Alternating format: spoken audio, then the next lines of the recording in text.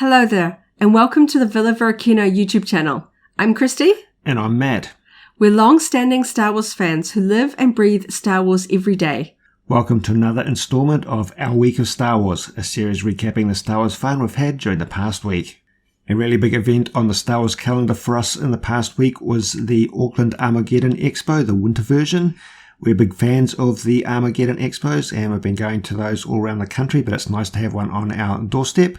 And we're always keen to catch up with the events and see what sort of Star Wars shopping and costuming and such like we can see there. There were some really great displays. The Pod Racer display was there at the Star Wars Costumers booth with representatives from the Rebel Legion and the 501st Legion. There was also a fabulous booth debuting the new Star Wars Shatterpoint game. Yeah, that was cool to see. Because it was actually released worldwide the day before the event or the day of the event. So that was a really neat thing. We got to see all the game pieces firsthand, and we just really enjoyed the amount of shopping and costuming that we had that weekend. And on the topic of costuming, I debuted one of my new Star Wars costumes. This was a variant that's a little bit derived from my previous Imperial Navy Trooper costume. I wore an Imperial Bridge Crew costume, which I've submitted to the 501st for approval. If you're a local New Zealand fan and you want to check out more of our Star Wars adventures at Auckland Armageddon, we will have those individual videos linked below, and you can also check them out on the blog. That's right, we've got day-by-day highlights up on our YouTube channel. Also in the past week, it was very exciting to see the latest Ahsoka trailer. A few new clips in it, but particularly interesting is that its release was associated with the confirmation of the date that it will show up on Disney+, August the 23rd. We're very much looking forward to that.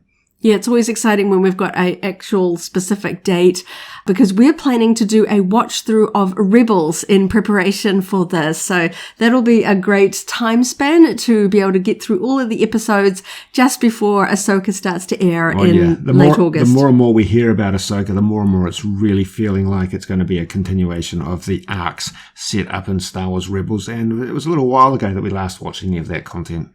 If you watched and enjoyed that most recent Ahsoka trailer, there's also a frame-by-frame screen cap gallery up on the SWZ website, which gives you an opportunity to look at each of the details from the scenes in a much closer way. Yeah, trailers are often really fast. There's always a lot of detail in the background that you don't necessarily see in movement. Going through all those stills, you really do see all those background details. I'm particularly excited to see live-action renditions of some of the key characters, like Sabine and Hera, of course. In terms of new arrivals this week, I got a couple of fun things.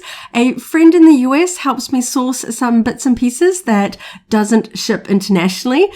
So I got some pieces from her universe, a Padme-inspired dress and a Naboo symbol t-shirt. She also helped me get some of the recent Girls Crew Star Wars jewelry. I really like this brand, but unfortunately they don't ship internationally, so she helps me out there. So it's always exciting when I get that bundle. Also, we got a couple of Star Wars t-shirts on clearance locally. This one features a couple of matching t-shirts specifically. Which was really quite fun. We don't often completely agree on the kinds of t-shirts we both want to wear. We have different sort of styles and favorite characters, but every now and again there's a t-shirt that we both really like. Yeah, so the design on these t-shirts is based on the Berkey poster art from the late 70s. We're both fans in particular of the posters that John Berkey put forward for Star Wars. There's a couple of different versions of them. And we were lucky enough to find them each in our own size at our local store on clearance. So that was a fabulous find. Another little addition was a Princess Leia air freshener to our car. We love the range of Star Wars accessories and sort of homeware and giftware from Short Story, and they did a range of car air fresheners with Star Wars characters, and we have a white car, so we thought Princess Leia was the perfect fit to add to our car. So Short Story is an Australian giftware company, but most of their product, including the Star Wars merchandise that they've come up with, makes its way to New Zealand. In terms of YouTube videos that we've been able to put out this week, we were able to do full unboxings and reviews of the limited run Cal Kestis lightsaber that we talked about last week, and the Republic gunship from the Jazzwares Micro Galaxy Squadron line. So yes, those are recent arrivals. We were very keen to open them up very quickly. So those unboxings are on our YouTube channel. Specifically, it's the Moonlanced 10 version of the gunship as first seen in the Clone Wars Micro series, which we're both a big fan of.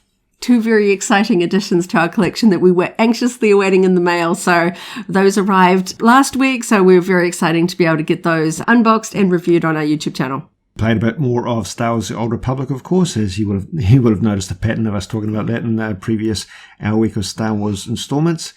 There was an event taking place in the Old Republic focusing on the Rakghoul invasion of Alderaan, one of our favourite recurring events. Yeah, Rakghouls trace all the way back to Knights of the Old Republic, KOTOR. So, of course, they do appear in SWTOR as well with a recurring event, and we always do enjoy jumping in. It changes planets on a rotation. This time it was on Alderaan, and we had a lot of fun playing that one again. The rotating events are quite fun in the Old Republic because it just gives us an opportunity to play new content that's a bit of a break from some of the daily events. Not too much of an issue with repetition, but nice to have those new events cycling around. Talking about catching up on content, I was finally able to sit down and play through some of the main storyline with one of my main characters, Anaria. She was a little bit behind playing through the main storyline. I'm not going to give away too many spoilers, but she played through the Echoes of Oblivion and the Spirit of Vengeance and working her way up towards trying to catch up to the likes of Manan and Runic. I like to take my time. I like to really play through the story and sort of do it in big blocks so I can sit down and really enjoy it. So it was Anaria's turn to play through those. I've still got a couple of other characters that are also chasing up, but it was fun just to get some solid story content gameplay time. So we also have another channel on YouTube, Varykino Gaming, and we're putting some of the recordings of that content, including the story gameplay that Christy was just mentioning, up, and we'll put links to that down below. In other Star Wars gaming adventures, in Star Wars Galaxy of Heroes, the app game, I unlocked the TIE Dagger. This is from the sort of Final Order, First Order sequel trilogy. That was a very exciting sort of chase to collect that through the space missions. And they've just announced the new one, which is going to be for the Sith Trooper. I'm working my way, trying to keep up with these for the upcoming Leviathan capital ship event. Very exciting. I'm not as skilled in the ship-based combat of this game, so I'm really trying to put some effort behind these new ships and really spec out my squad. So that TIE Dagger variant is quite a neat variant of TIE Fighters. I'm always a fan of all the different TIE Fighter versions out there, but that TIE Dagger as a First Order variant is quite cool. And just wrapping up my Star Wars fun in my app games, Magic Kingdoms, the Disney Park building game, finished up their Return of the Jedi / Mandalorian event, and I was able to unlock Emperor Palpatine himself, and I built Moff Gideon's light cruiser attraction, and that event wrapped up and I was able to achieve everything I wanted to in that game. So I'm not sure if they're going to add any more Star Wars content to this game now that we've gotten to the end of Return of the Jedi, but it is really fun having such a wide array of Star Wars characters and attractions in this game. Now I've got to sit down and rearrange my park so that I can fit in all my new bits and pieces into my layout. There's more Star Wars content in that than any other Disney-related franchise, would that be fair to say? There's pages and pages of Star Wars content in this game, even though it is a Disney park building game, obviously with the likes of Galaxy's Edge and Star Tours in the actual real world Disney parks. There is a significant Star Wars content in this game as well, alongside all the classics that you would find in the parks, all the classic franchises. So I really enjoy having all my favorite Star Wars characters walking around my park, and finished my collection. So another fun week of Star Wars variety. Thanks for listening to another episode of Our Week of Star Wars. We appreciate you taking your time to listen to us. And stay tuned for another episode next week. And as always, may the Force be with you.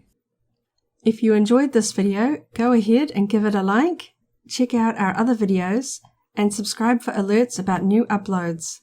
Thanks for watching, and may the Force be with you.